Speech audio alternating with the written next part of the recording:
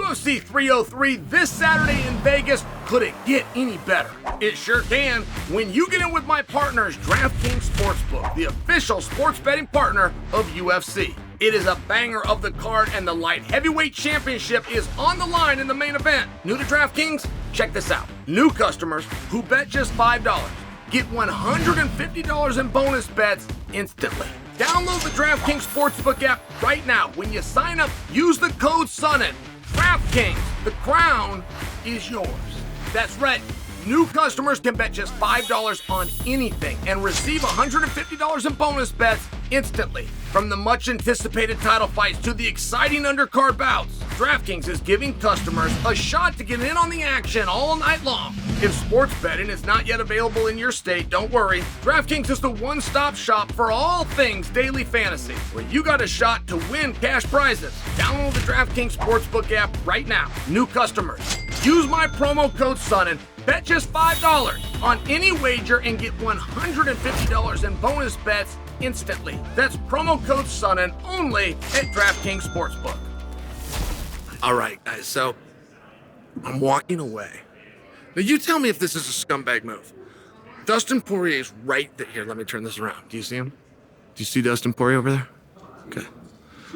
But I'm walking away. Why would I walk over to him? Why wouldn't I say this in front of him? So... It doesn't work. The story only works if he's not here. So, all right. I've never worked with Poirier. I've known him for over a decade, but if I really think about it, probably haven't spoke to him 10 collective minutes. It's always pleasant. It's always, how are you? How's everything? How's the family? Out next. 2 years later before I'll actually see him again. But it doesn't feel that way because I talk about him all the time. All right. Reason I tell you that. He's coming off of quite possibly the greatest lightweight title fight in history. I would challenge you to tell me one that you enjoyed more. But when you have a fight like that, when you are one of the great cage fights of all time, there's a price to pay. Like there's no way to be the greatest cage fight and fill in the blank, whatever, in my title fight, light heavy history, and not be beaten up, not be hurt. Like the two statements don't go together. All right, great. My point, last time I see Dustin, he's on television, and his nose is busted 5 different ways. Like, you can self-diagnose. We don't need to speak to a doctor, right? His nose is in all these different directions. Can't breathe out of it. He's limping and something's bad in his knee, but it's bad. Like, it's potentially a broken knee, or there's, the ligaments and that hold your knee. Something's not right. And then he went into that fight. He never told me, but you might not know this, but he had cracked ribs, and guys in the business knew. So I'm just sharing for you. That's a pretty banged up guy, right? So, how you feeling? Very natural question with the guy, and you're visiting, and he says, yeah, something real interesting comes up. I'm gonna fight, but otherwise, no, I'm all done. And he was kind of qualifying it, going, hey, look, 2 of my last 3 fights were title fights. Like a BMF fight is real interesting, real rare. Getting a fight in Miami and being an underdog for a first time, like that's real interesting. Getting a world title fight, being the main event against his, like these are real interesting things. So when you have his standard, right? This guy that's been there with Conor McGregor, 3 times? You know how big those fights are? This is a guy that was booked, even though it didn't come through, with Nate Diaz at Madison Square Garden. Like, you know how big these fights are?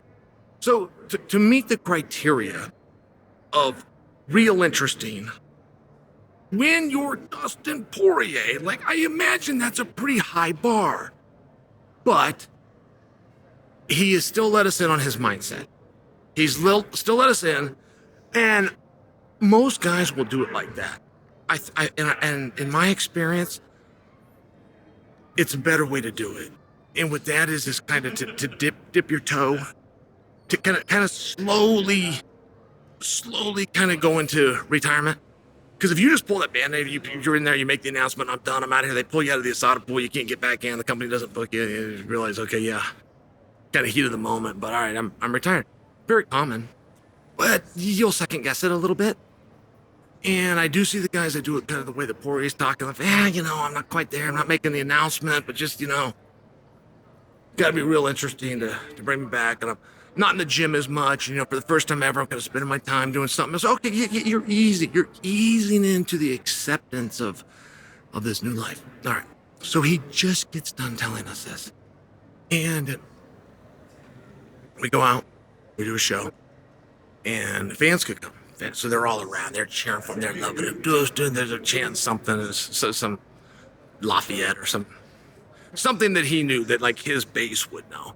And before we were done, I heard him turn to him, and they're like, one more fight, one more. Oh, they started to chant. That's what they're, one more fight. So he finally turns to him and he goes, okay, one more fight. And then he threw the word out, maybe. He was maybe. So I'm just telling you, I'm just sharing a little insight. Okay, I'm gonna flip this around. Okay, he's getting himself a little snack over there. Okay, telling you, like, not retired. He's not out of the pool. He hasn't been in the gym very much in the last 3 weeks. What are you supposed to do in the gym with a bad knee, cracked ribs, and a crushed nose? I mean, I'm just throwing it out there. Might take some creativity.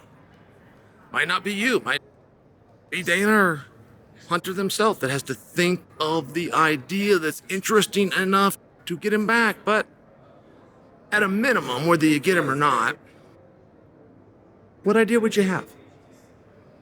What idea would you have? What would you find, understanding that you're no longer confined to 155 pounds? You can now move, you can catch weight, you can, right? Chandler and McGregor is getting ready to do this, whether it happened or not. So, got a little more parity, got a little more freedom. What do? What do you find that you reasonably believe he would find interesting enough for one more fight?